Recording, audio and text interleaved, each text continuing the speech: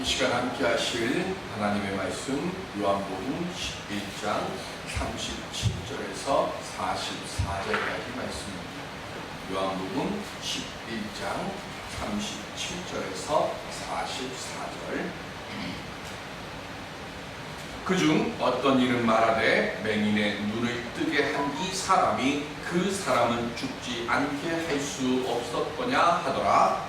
예수께서 다시 도로 동이 여기시며 이번에 가시니 무덤이 우려하고 하거늘 예수께서 이르시되 돌을 옮겨 놓으라 하시니 그 죽은 자의 누이 마르다가 이르되 주여 죽은 지가 나흘이 되었음에 벌써 냄새가 나나이다. 예수께서 이르시되 내 말이 내가 믿으면 하나님의 영광을 드러나지 아니하느냐. 돌을 옮겨 놓으니 예수께서 눈을 들어 우러러보시고 이르시되 아버지여 내 말을 들으신 것을 감사하나이다. 항상 내 말을 들으시는 줄 내가 알나이다. 그러나 이 말씀하오는 것은 불러서 우리를 위함이니 곧 아버지께서 나를 보내신 것을 그들로 믿게 하려 함이니라. 이 말씀을 하시고 큰 소리로 나사로야 나오라 부르시니 죽은 자가 수족을 배로 동인 채로 나오는데 그 얼굴은 수건에 쌓였더라. 예수께서 이르시되 풀어 놓아 다니게 하라 하시니라. 아멘. 이 말씀 속에서 나를 가로막는 모든 불신의 벽을 허물고 주 안에서 승리할 수 있는 은혜 얻는 우리들이 될 수 있기를 주님의 이름으로 축원드립니다. 중국 선교사 허드슨 테일러가 중국 선교 활동 중에 배를 타고 가는데 바람이 없어서 배가 육지에 상륙을 하지를 못했습니다. 그랬더니 그 배를 운항하는 선장이 허드슨 테일러에게 바람이 좀 불 수 있도록 하나님께 기도해달라고 요청을 합니다. 그 말을 들은 허드슨 테일러가 내가 기도할 테니까 선장님 돛을 세우십시오. 선장님이 돛을 세우면 내가 기도하겠습니다 라고 말을 했어요. 그랬더니 선장이 하는 말이 선교사님 다른 사람들이 조롱합니다. 바람이 불면 제가 돛을 세우겠습니다 라고 대답을 했습니다. 선장하고 허드슨 테일러하고 무슨 차이가 있을까요? 선장은 내 손으로 무언가 쥐는 게 있어야 그 내 눈에 보이고 내 손에 쥐고 있는 그것을 가지고 무언가를 하겠다라고 하는 생각을 하는 거예요. 근데 허드슨 테일러는 어떻게 하는 거죠? 없는 것을 있는 것처럼 생각하고 지금 그 없는 바람을 하나님께서 주실 줄로 믿고 기도할 테니까 거기에 맞게 준비해 주십시오라고 이야기하는 거예요. 비록 지금 나는 재능도 없고 재물도 없어요. 그러나 하나님께서 언제나 내게 최선의 것을 주실 줄로 믿고 내가 해야 하는 일에 열심을 다해서 행하다 보면 하나님께서 언젠가는 반드시 넘치게 채워주실 때가 반드시 오게 될 줄로 믿고 드리는 기도가 믿음의 기도입니다. 오늘 우리는 그 믿음의 기도를 드리기를 소망해서 그리고 그것을 배우기 위해서 이 자리에 나온 줄로 믿습니다. 그것을 우리가 가지고 있지 않다고 하면 우리가 드리는 예배, 우리의 믿음은 헛것이 되는 거예요. 즉 믿음이 왜 중요한가 하면 믿음이 없는 사람들은 작은 문제가 내 앞에 생기면 그 작은 문제에 매몰이 돼가지고 그 작은 문제를 너무나 크게 확대를 시키다 보니까 내가 할 수 있는 일도 보지 못하고 해가지도 못하는 거예요.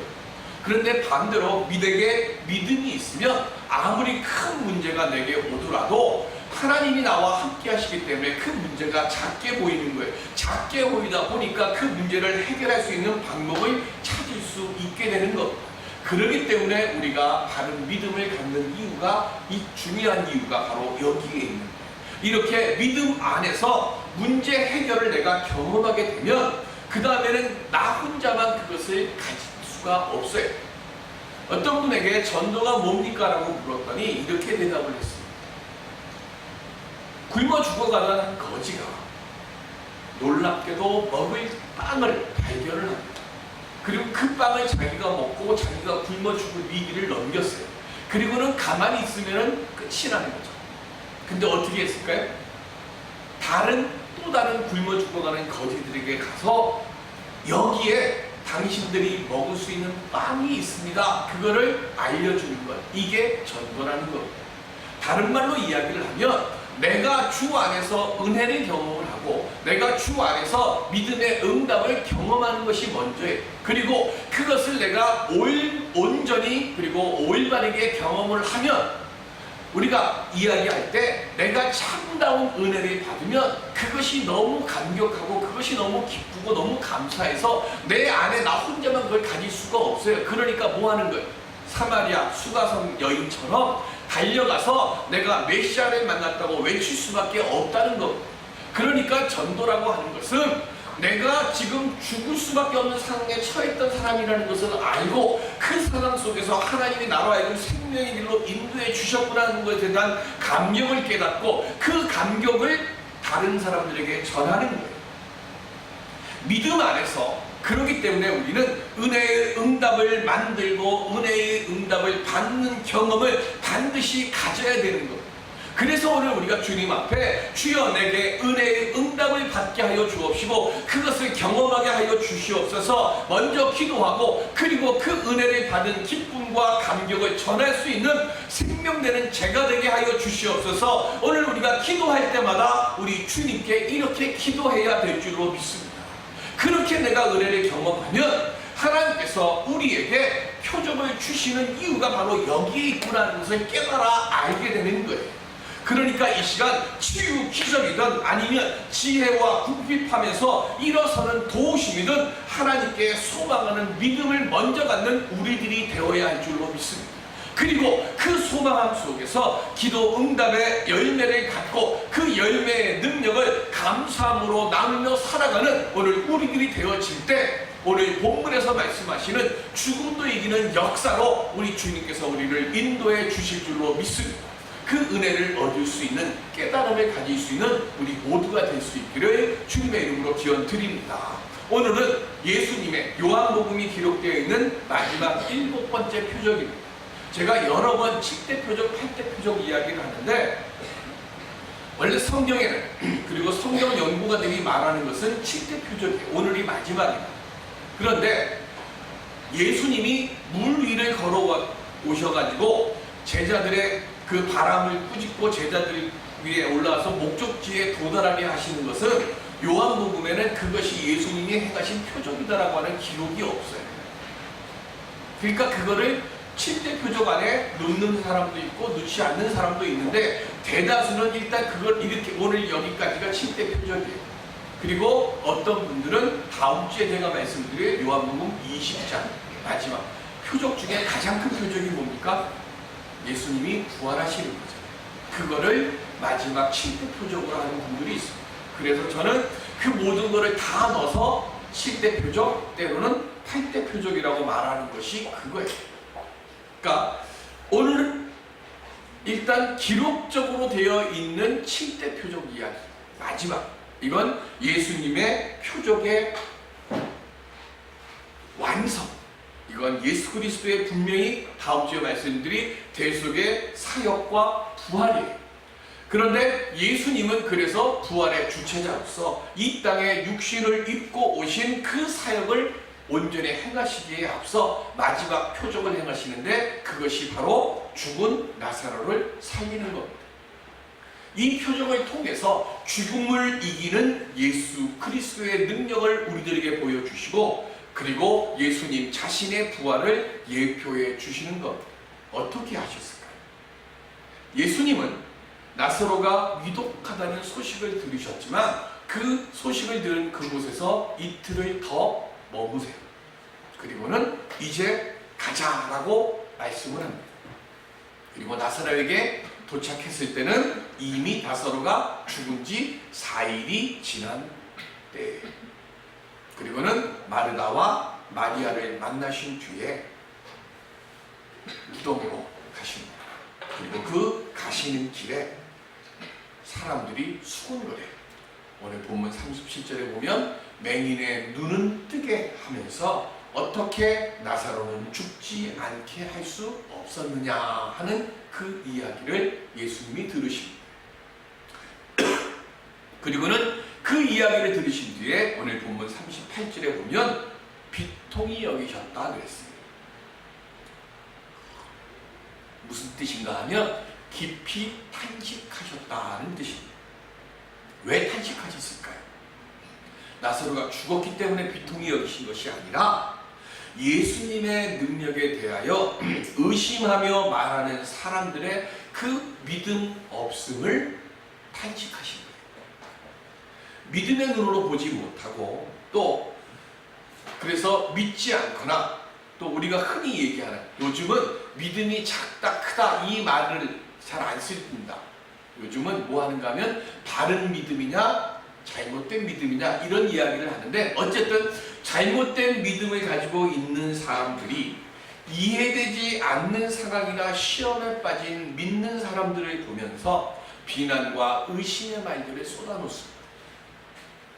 오늘 우리들도 그런 일도 경험해봤잖아요.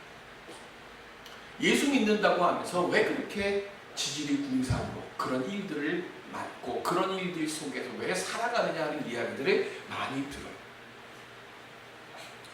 왜 그렇습니까? 그 사람들은 믿음의 눈으로 보지 않고 다 뭐예요? 자기의 기준으로 모든 일어나는 일들을 바라보기 때문에 그렇습니다.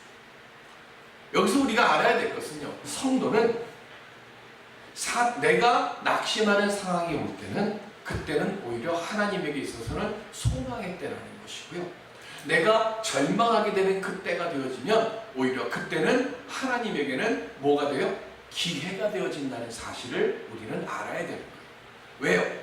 내가 낙심하고 절망하고 시험에 빠지게 되면 그때는 바른 믿음을 가진 사람들은 어떻게 하는가 하면 내가 가지고 있는 모든 가치 판단을 다 내려놓고 뭐 해야 돼요?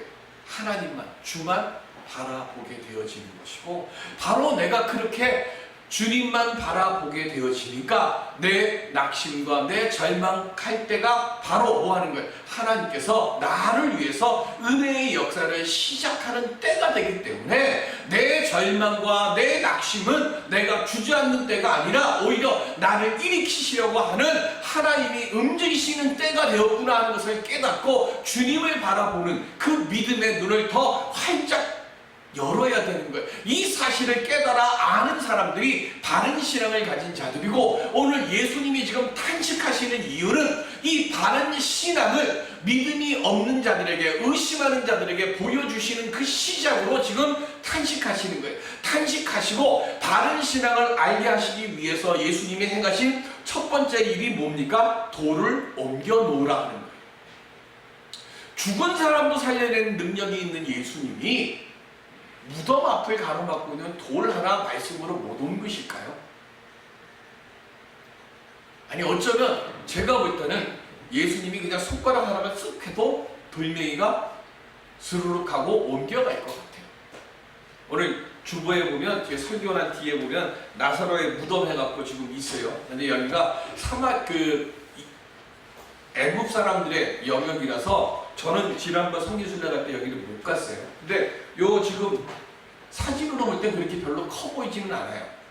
그죠? 그리고 그 위에 나사로 기념교회가 두 개가 있는데 지금 요 무덤 안에, 그리고 이게 아래로 이렇게 쭉 내려가게 돼 있어요. 계단을 타고 밑으로 내려가게 되어 있는데 어쨌든 이 나사로의 무덤 앞을 가로막는 돌멩이를 예수님이 왜 사람들에게 굳이 그 돌을 옮겨 놓으라고 하셨을까 하는 거예요. 사람들로 하여금 주님의 일에 보는 신앙이 아니라 뭐 하는 신앙을 갖게 하시려고요. 행동하는 신앙을 갖게 하기 위해서요. 참여하는 신앙을 갖게 하기 위해서 돌을 옮겨 놓으라 하는 거예요.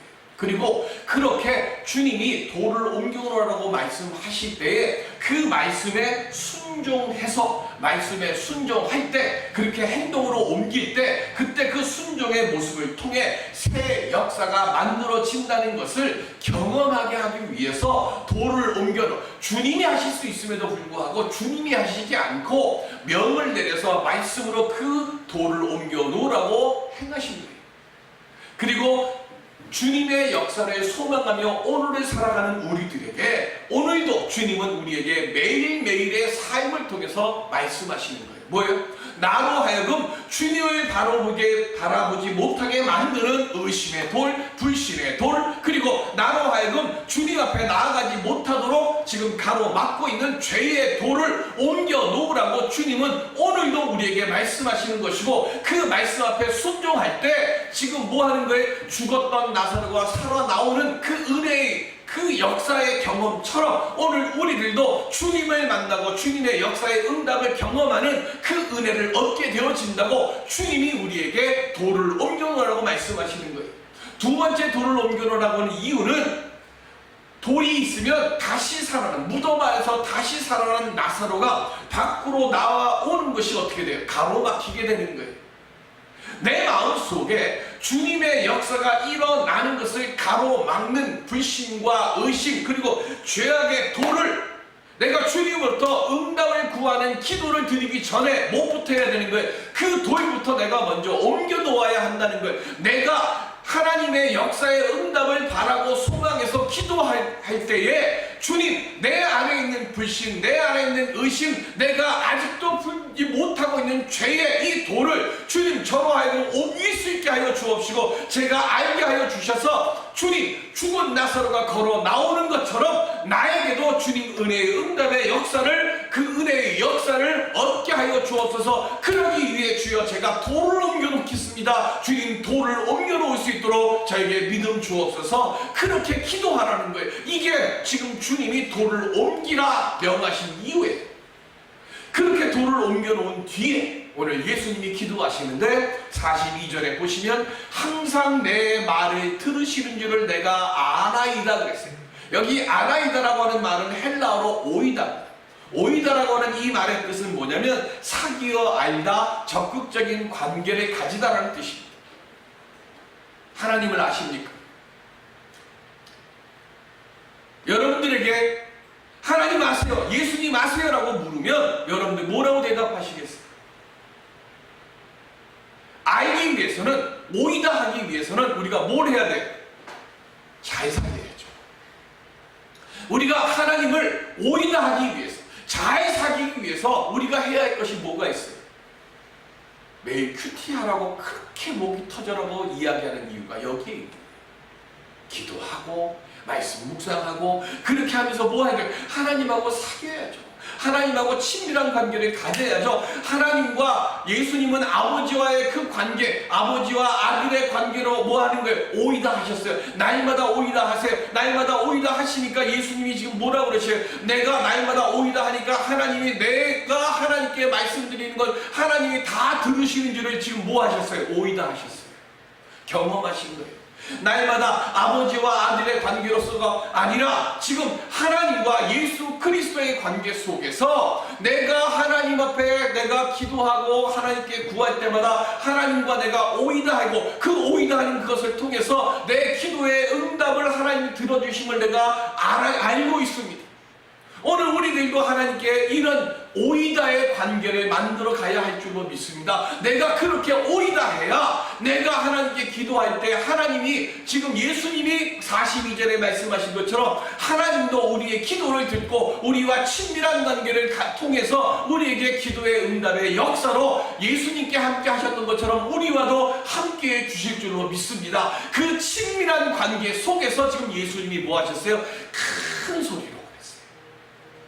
왜 큰 소리로 부르셨을까요? 죽음의 세력을 깨뜨리시는 예수님의 신적인 권위를 나타내기 위해서 위험 있는 소리로 말씀하셨다는 것을 이야기하는 거예요. 지금까지 죽음의 자리, 무덤 속에 들어간 뒤 한 번도 토해낸 적이 없는 그 무덤 문을 활짝 열기 위해서는 작은 속삭여서는 안 되는 거예요. 그게 뭐하면 큰 소리로, 내가 지금 예수 그리스도의 능력을 가진 자, 내가 하나님의 아들이다. 그러니 죽음의 세력아 그 무덤 문을 활짝 열어라. 내가 돌을 제껴놨으니 그 믿음 앞에서 내가 선포하니 무덤 문을 열어라라고 지금 큰 소리로 외치는 거예요. 두 번째는 죽었던 나사로를 살리는 외침과 동시에 마르다와 마리아와 주변의 유대인들의 그 불완전한 의심 가득한 신앙을 깨우치시기 위해서 예수님이 큰 소리로 외치셨어요. 이게 왜 중요할까요? 요한복음 5장 25절 시작. 진실로 진실로 너희에게 이르노니 죽은 자들이 하나님의 아들의 음성을 들을 때가 오나니 곧 이때라. 듣는 자는 살아나리라. 아멘. 뭐 한다고요? 듣는 자는 살아난다고 했어요. 내가 부르짖는 소리를 우리 주님이 들으시는 것도 중요하지만 예수 그리스도가 나를 부르시는 소리를 듣는 것도 중요하다는 거예요. 듣기 위해서 뭐 해야 된다고요? 오이다 해야 되는 거예요. 그래야 날마다 나로 하여금 나를 부르시는 주님의 음성을 우리가 들을 수 있습니다. 죽음은 예수 그리스도 이전까지는 절대적인 지배력을 가지고 있는 거였어요. 그래서 모든 생명을 다 집어삼켰어요. 그런데 예수 그리스도를 믿는 이들에게는, 예수 그리스도의 음성을 듣는 자들에게는 이제는 사망의 권세가 파멸됐음을 지금 나사로야 나오너라 외치시는 그 큰 소리를 통해서 선포하신 거예요. 예수님의 음성을 듣고 나사로가 수족을 배로 동인 채 무덤에서 나왔습니다. 부패하기 시작한 시체가 살아서 나왔습니다. 왜 예수님은 나사로가 수족을 배로 다 두른 채 나오게 하셨을까요? 누가복음 8장 55절 시작. 그 영이 돌아와 아이가 곧 일어나거늘 예수께서 먹을 것을 주라 명하시니 아멘. 회당장 야이로의 딸 죽었어요. 소용없습니다라고 이야기합니다. 예수님이 뭐라고 하셨어요? 죽은 게 아니라 잔다 그랬어요. 그리고는 회당장 식구들과 함께 예수님이 제자들과 들어갑니다. 그리고는 아이야 일어나라 하고 그 아이를 깨웠습니다. 그리고는 거기서 끝인 게 아니라 어떻게 했어요? 음식을 주어서 먹게 했어요. 왜 음식을 주어서 먹게 하셨을까요? 죽은 아이가 살아났음을 뭐 하라고요? 눈으로 확인하라고요.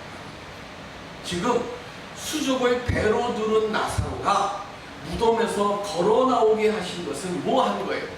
사람들에게, 의심 많은, 믿지 못하는 사람들에게 죽었던 나사로가, 썩기 시작한 나사로가 걸어 나오는 그것을 눈으로 보고 나사로의 부활을 확인하도록 하기 위해서 지금 사람들을 이끌고 무덤으로 가셨고 돌을 옮겨 놓으셨고 나사로야 나오라 크게 외치신 거예요.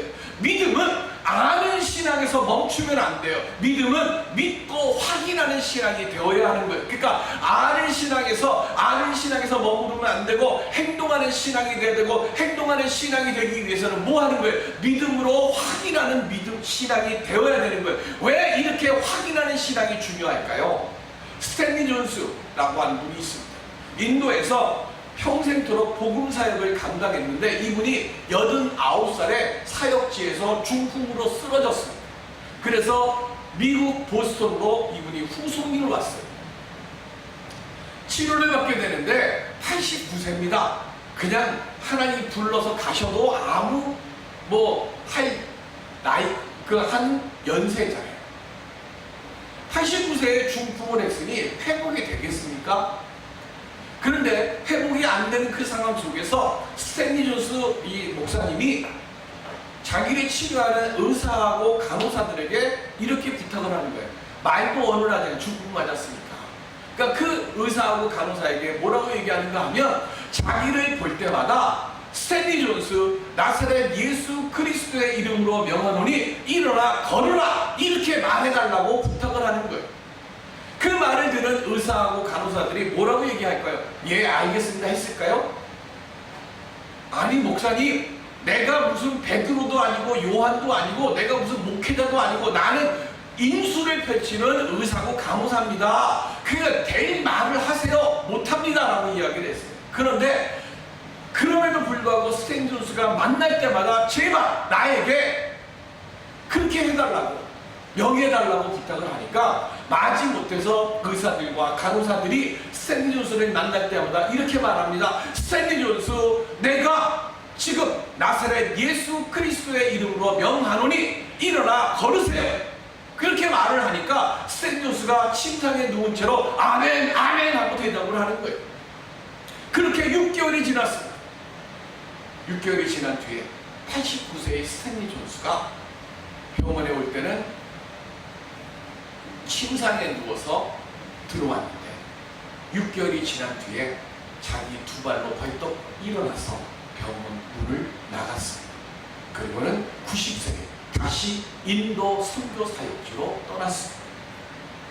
예수님께서 돌을 옮겨 놓으라 할 때 마르다가 뭐라 그랬어요? 예수님에게 주여 냄새가 나나이다 그랬어요. 무슨 얘기입니까? 이제는 썩기 시작했습니다. 사각이 다 뭐 한 거예요? 종료됐습니다. 이제는 예수님이 오셔도 안 됩니다 라고 판단한 거예요. 아는 신앙 그리고 머리로 생각하는 그 신앙은 믿음과 환경과 상황을 뚫고 나가는 힘이 없어요. 왜 그래요? 내가 아는 한도 안에서만 판단하기 때문에 그렇습니다. 부활신앙 마르다처럼 끼어드는 믿음을 죽이는 것부터 시작하는 거예요. 내가 안다고 생각하는 것 그것부터 내려놓아야 돼요. 나를 죽이고 나를 내려놓고 그 뒤에 내 삶에 들어오셔서 내 삶에 친히 개입하시는 하나님의 손길과 음성을 듣고 맡길 때 그때 죽을 것 같고 모든 것이 끝난 것 그곳에서부터 다시금 하나님의 능력의 새 역사가 시작되고 결국에 죽은 나사로가 일어나서 수족을 배로 동인 채 무덤에서 걸어 나오는 역사를 경험케 하는 것, 이게 뭐 하는 거예요? 이것이 확인하는 믿음이고 이것이 행동하는 믿음에서 나오는 은혜의 결과라는 것. 이걸 지금 요한은 우리에게 알게 하기 위해서 7가지의 표적을 통해서 우리로 하여금 아는 믿음에서 벗어나서 믿고 확인하는 믿음을 갖고 그리고 행동하는 믿음으로 옮겨가는 삶을 살라고 우리에게 말씀하시는 거예요. 나의 작은 세계에 하나님의 역사를 가두는 어리석은 아는 믿음이 예배드리는 우리 모두에게는 단 한 분도 없기를 바랍니다. 우리는 아는 믿음을 가지면 안 돼요. 믿고 확인하는 그리고 움직이는 믿음을 가질 때 그때에 내 안에 심어놓으신 믿음의 씨앗 그리고 부활의 씨앗이 살아 움직이게 되고 그래서 우리가 보지 못하고 우리가 알지 못했던 그 일들이 내 삶 속에서 은혜의 열매로 역사의 열매로 우리에게 성큼성큼 걸어오게 될 줄로 믿습니다. 오늘 그 은혜의 열매를 만들어가는 우리 모두가 될 수 있게 살아있는 믿음 갖는 우리들이 되게 하여 주옵소서. 날마다 기도하고 그래서 하나님의 응답을 만들어가는 우리 모두가 되기를 주님의 이름으로 축원드립니다. 기도하겠습니다.